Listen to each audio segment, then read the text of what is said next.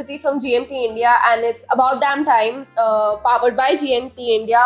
And today we are gonna have a very exciting conversation with three men from different backgrounds, from different industries, and get their point of view on watches, time, and beyond that. I think we can start with Aditya here. So, guys, this is Aditya, and he's the founder of Boit Club.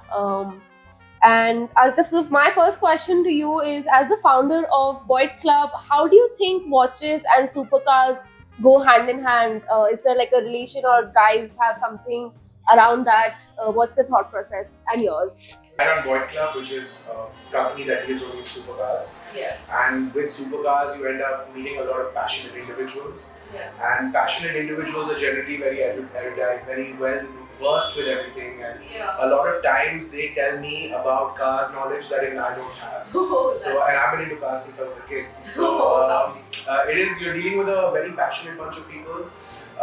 They're very well versed with topics, and they like to get into things. When I say passionate, I mean they like to get into things, and that's why you can see that success in their lives and their business as well. Yeah. And their likes for the finer things in life. Yeah. And hence their need to buy a supercar, and despite all conditions, and also then they're really getting into watches. So of course they go hand in hand, and I mean pun intended. And I feel that it's the type of people that we deal in. I don't even deal just in supercars. I deal in passionate individuals who have a thing, who get into things. So if it's their business, they get into it. If it's the watches, they get into it. So and when they get into it, then of course they want many more, and they have a taste for it. And Absolutely. so our business basically revolves around treating it like an asset class, and doing all the research that's needed to actually identify what is a collectible, and then basically what is actually your point of view on watch communities that are coming up? A lot of passionate individuals who are crazy about watches coming together, and these communities that are trending. What would your point of view be on that? I think our community is very helpful because you have a lot of people who are who take a deeper interest in the subject. And even for me, I'm not a very big watch collector, so to be part of a community helps me learn a lot from them who might have put in more time and dedication into the subject. So I think communities are definitely extremely helpful, not just from being able to connect with like-minded people, but to also watching. Absolutely, that was amazing, Aditya. Thank you so much. So I think we'll next move to Behram. So my question for you is, I would actually want to know about the inception of your band. I mean, how you decide to go with the name Best Kept Secret, and what was the thought process behind that? And is there a watch that is your best kept secret? Yeah, so I mean, it's a long story how we came up with the name Best Kept Secret. Yeah. So basically, I came back to Bangalore to fly, and so I'm a qualified pilot. And I came looking for a job, and I was actually doing like a job with a private charter company as a pilot. And a friend of mine was getting married. He knew I've been playing and singing from high school.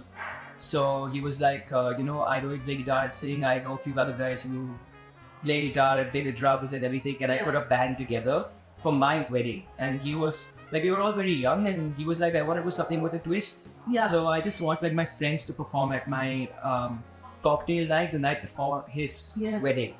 So we put together a band, and we called ourselves One Night Stand. Because it was supposed to be one show. And also it was our way of telling him it's his last chance to have a one night stand before he gets married. So this is our name.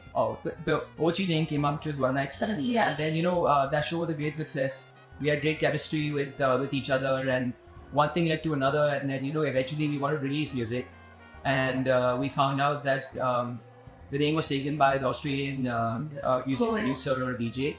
So we had to change the name from One Night Stand to something, and by then we'd already built a pretty established following. I won't call them fans, but like I would say like they were like really very passionate about the band, and they really wanted us to go ahead with it and stuff. So we did a radio contest on it.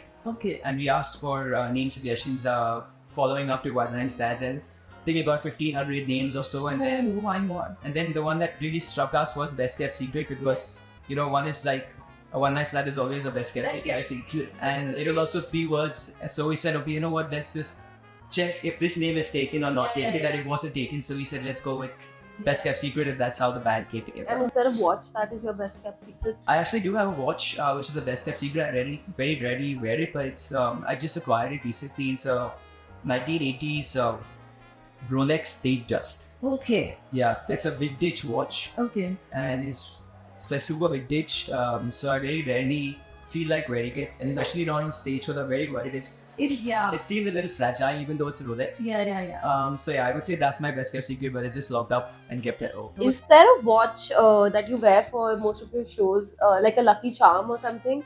Is there a specific watch that you go to before your concerts and you wear it for sure? Most of the one watch that you're spotted in the most when you're doing a concert.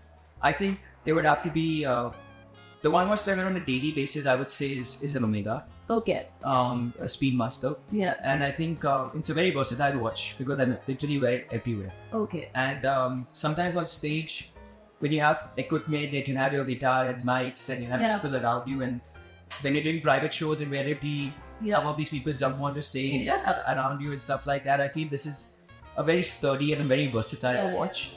So I just wear it for a daily use watch. I never wear it really well. Oh, that's really nice. Yeah, I don't know if it's a secret. I think we move to Akshay. So as a founder of Bizotico, how does your personal choice reflect in the watches that you kind of decide to put on your website or your store? Does not decide at all, because I have learned the hard way that the watches I like are not necessarily the watches I will sell. Oh yeah. In terms of I tend to have more funky choices, different kind of watches, which might not be very commercial. Yeah. So definitely there is no link in between. Sometimes there might be some brands that I think that I feel that I can make big in India. I feel there is a good market. Yeah. So in terms of that, yes, but otherwise, no connection is a good connection. So your choice is definitely very unconventional and not easy to kind of sell. So That's just Sure, whenever I go to his place, he always has a watch out. Because he's always experimenting with a brand and seeing does this work or not. So even if he's sitting in his boxers at home, he'll always have a fancy watch. Like, check this out. Testing this out for the name. what is your point of view on the whole watch wait list thing? Do collectors get put off by a concept like that you have to wait longer to get a watch, or does it increase the prices or market? So whenever somebody has to wait for a watch, they call me. It's like, listen, I'm not able to get this watch. Can you help me? Yeah. Yes, I can help them. It's all at a price. Yeah. It's not the segment I deal in. Yeah. But given the network I have, I can always source a watch. What's my view on it? It's like any other collectible item. I mean, if it's easily available, then it's not a loses collectible. charm. It's not a collectible item. So it's good for the industry from that point of view. Yeah. Does it determine the price of the watch? Of course it does. If it's easily available, you wouldn't pay a premium. Yeah. Right? And the harder it is to get, the more you are willing to wait, be patient. You want to make sure you get a good piece. And if you get the right piece, say like a vintage watch, if you get a perfect piece, you will pay that extra bit for it. So it does have a relation. Okay. Got it. Is there like a watch that you guys could wear for the rest of your life? If there was just one watch that you could wear for the rest of your life, which one would that be? Can I have the boss? Yeah. No watch, wrong question. I'm leaving this podcast.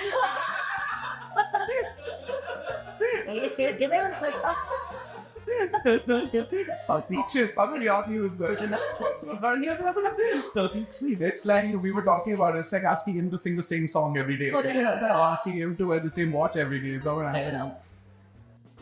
So is everyone like on the same page for this? Yeah. I think it's not to have just one watch which you're going to wear for every occasion. Everywhere. Just never to sing one song. That's not possible. One favorite watch. If you don't have to wear it forever, you guys, I'm sure, have a favorite. Not you, maybe. There are few favorite watches. Anyone. Look, for me, I'm wearing a different watch every day because that's what I'm saying. dealing with so many brands and new launches every time. I'm exploring brands, so I can't wear a watch. Yeah. I don't repeat a watch the next day. Wow, that's the life I want. That's the life. Yeah, I would have to go with no watch. If you really said there has to be one watch, I'd say no watch. No. There's no void. Yeah. I would say a smartwatch, but these guys will kill me. So So yeah, it's quite a controversy, the smartwatch. Not a very smart answer. That's why we put you in between.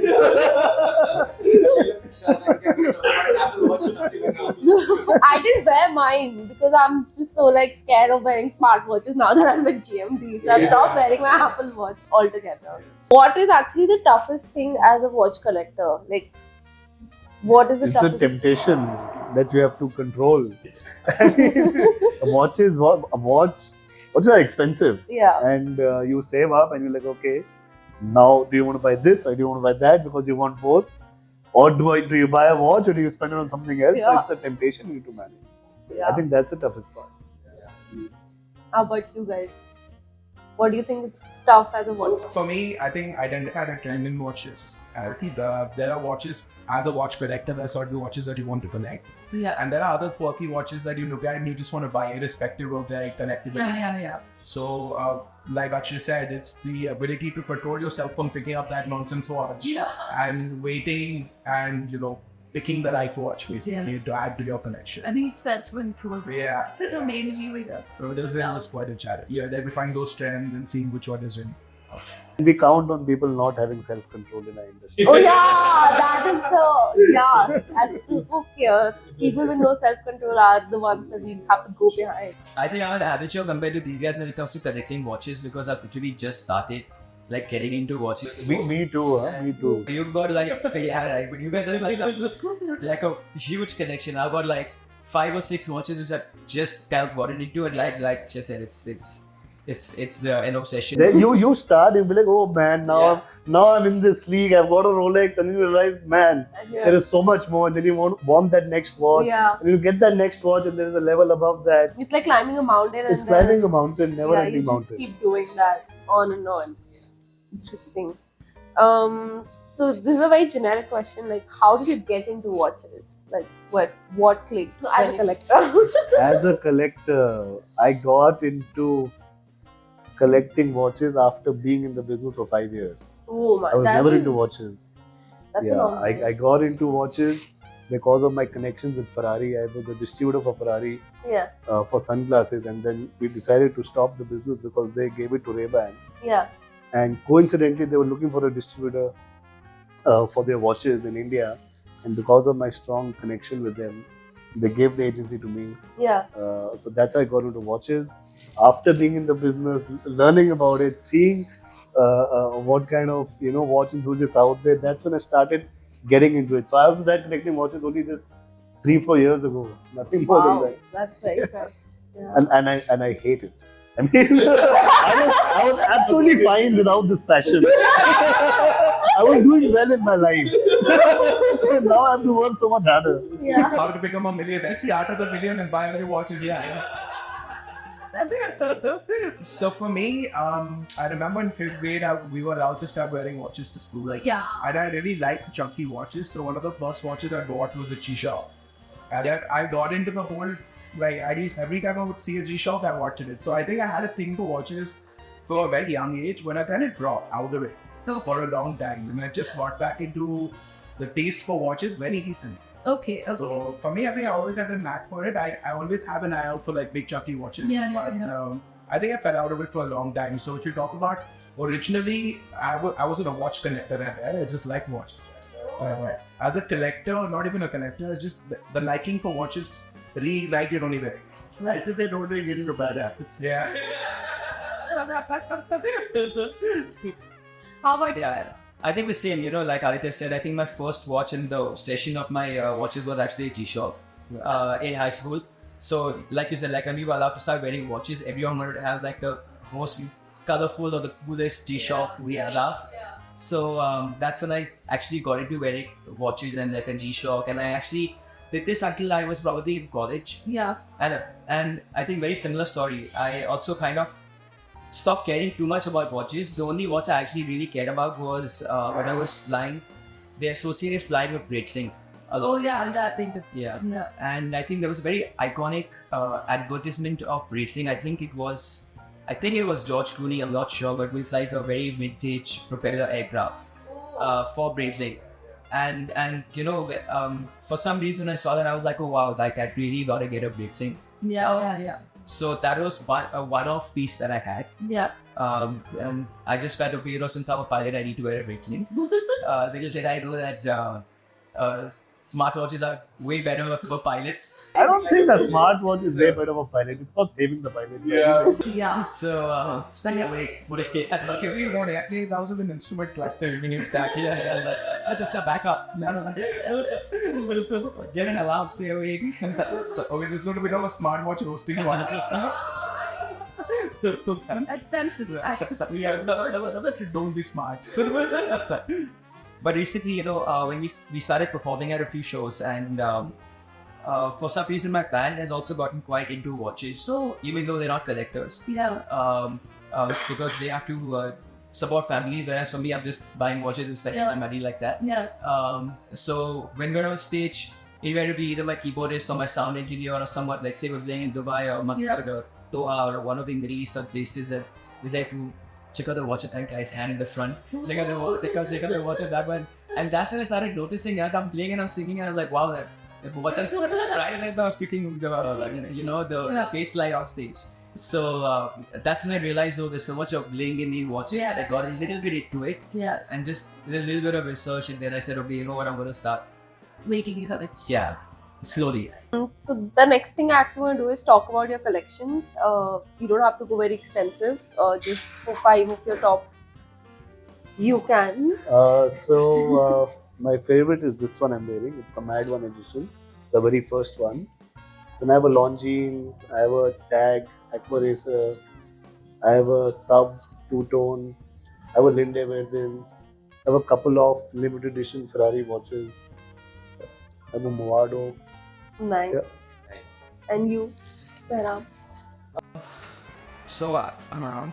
I'm kind of obsessed with it. Not obsessed, but I've got a couple of Omegas. Yeah. I've got what Grand Seiko. Yeah. Oh man. I've got Roulettes, Yeah. and then I've advertised for a few watch brands. Okay. So I have both. So yeah. So I need that one. I've only just started getting into it. And I think just recently I've just spoken to Padrag. Yeah. So I wanted to get a very heavy duty watch so that I can switch between the Omega and that other one. Yeah. And Padrag actually endorsed for a long time in regards to like collaborations and associations and stuff like that. So I love the brand. I like people who work with them as well. Yeah. So I said, okay, you know what, my next source will be Nice. That's so nice. And Aditya Arora. Okay, so not very big production at all. And I had accumulated few nice watches over there. Yeah. One is a Graham Grover Fighter Super Nice Carbon. Okay. It's a nice chunky coordinator watch, a Muppet watch. Okay. Then I have the VNF my one, the same one he has, but I have the green edition. Okay. So that just came on. It was sort of very similar. Then out of the Game Marine, the one I'm wearing right now. One of my favorite watches of all time is the G-Shock 2100A, all black. It's called the Casio presently. It looks like the veteran. And I nicked my dad's Rolex Submarine Blue Dilated, all gold watch, but that one I can't wear. Like it's totally neat. But so yeah, not a very big collection, but. Okay, so if you guys could take like one watch from each other's collection as listed by you guys, which one would you like steal from each other? You can take some time. I'm very keen to have a look at his vintage Rolex. That might be one because it's must be a difficult find. So from his, I mean, I can't take that Graham away from him. I know how much he loves it. Hypothetically. It'll have to be the, or maybe that all gold Rolex also. Why not? Maybe the value appreciated. Wait for my outfit. So sorry, my night zone. Okay, so from his collection, I take the Ferrari India edition because he designed that over. What? I told him to carry it. You should. Oh, we'll come by to your house and shoot it. No. No, I have it over here. What? In fact, I told him to carry it. Because it's a real number. He designed it with Ferrari, and they manufactured it for. it's not a one of one. So I used to distribute for Ferrari. And at some point we were sitting and being like, India has one of the largest fan following for Ferrari, Yeah. so we should make something for Ferrari India. And I am very passionate about the brand Ferrari, and I am from India. And I said, let's make a Ferrari India watch. And we were sitting in a room like this, and I said, okay, how is it going to be? What do you need? Like, I just pulled out my pad, I did some drawings over there. I'm like, you know what? This looks really great, and we ended up making this Ferrari India watch with the Indian flag on it. So it was a very proud moment for me. Wow. And yeah, I was a limited edition as well. That's something like they are super. So I don't understand. Now when you serialized one, that's the watch I'm taking from you. And the moment you get your Bulgari Octo, I'm taking. Yeah. But I think I would also go for the Ferrari for sure. Like since he designed it, Yeah. it's such a unique piece. Yeah. So I would definitely go for this one, and I think I would definitely go for the gold Submariner. That he had. Nice. That was really nice. If you had to define your personality using a watch, what would it be, or what I brand? can define Behram's personality with one word. Yes, please. Of the Richard Mille Tourbillon Erotic 69. He has a huge fan following, most of them girls. So. Oh my god. I'm not sure of the name. Because it's now on some kilowatts. It is a kilowatts. Oh yeah. And the video was nice and they with the top. Yeah, wow. Like, if I told my mom I'm buying the Roti 69, she, They're all spent you like it was saying that. that person got me a lot. We are one of five. Yeah, oh, yeah, I think it's a 1920 watch in that range. Yeah, it's a hectic watch. Like, it's a very, very solid watch. Wow. It's on the Boit Club website as well, so too. It's in the collectible watches section. Right on top. It's the first watch it's all about. Then I think I'll accept that personality. Done. Yeah. And what would you say? How? I think the Ferrari.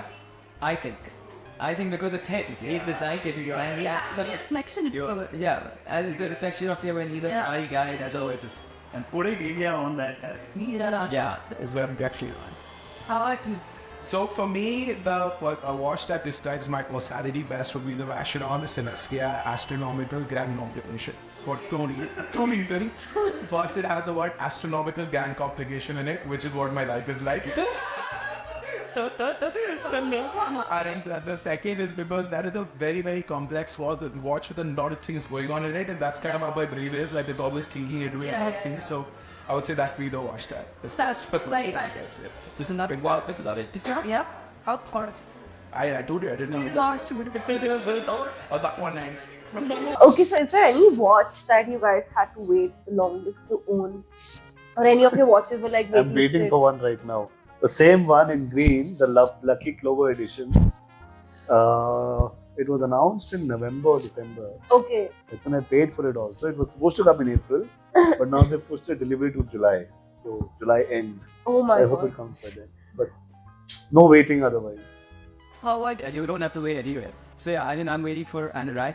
Yeah. I think I should receive it any time now. okay? Like, I think it's sweet in the next week. Yeah, should receive it. And there's one watch which I'm planning on ordering, Yeah. which I really liked. I just saw it, I think, about the showroom. Is this, and I wasn't sure if Bulgari even makes great watches. Yeah. But then I saw this really cool Bulgari watch, and I felt like it had something about it. So Really? Which one was Canada's? yeah, Which one? I don't know the exact name, the model of it yet. But I think it's the signature one. I think that we have Oh, but really it's in, yeah, but if you gotta be annoying, I don't get it. almost like that thing by yourself. We really have to be with it. Yeah, it's too good. So I saw that and I'm like, you know what? I'm gonna give it some time. Yeah. They haven't. And I'd probably better consider that. I would. So for me, I had to wait the longest for the brand because Akshay knows this. I was saying I had that watch I loved the brand since 2011.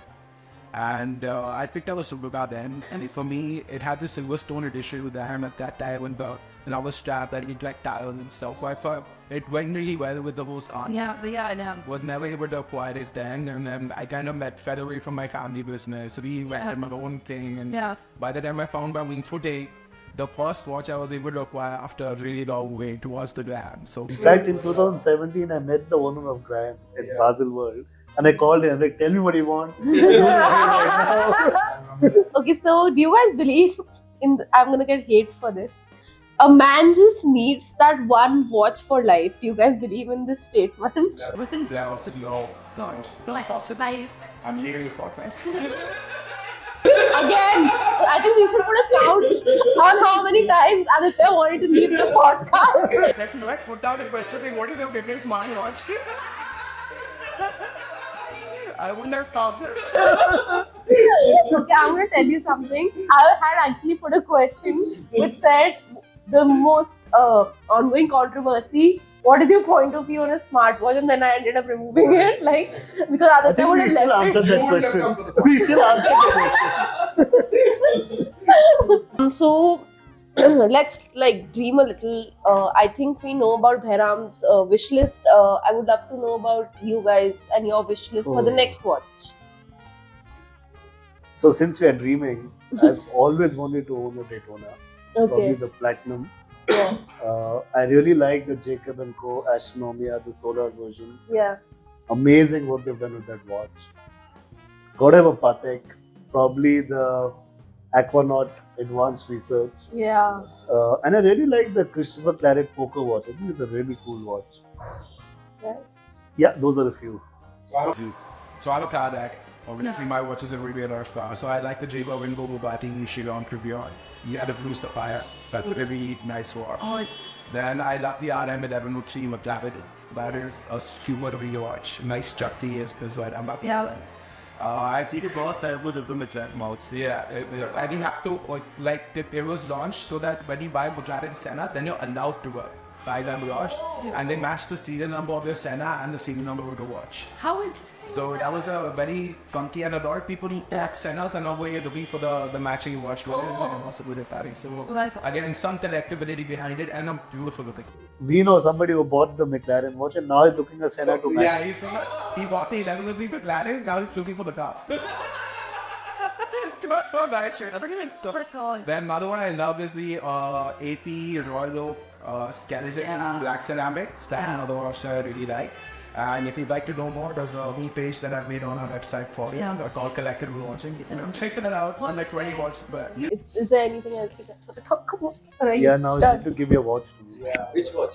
I told you yeah. Only I need somebody with more social media. Need a lot of homework. I don't see notes.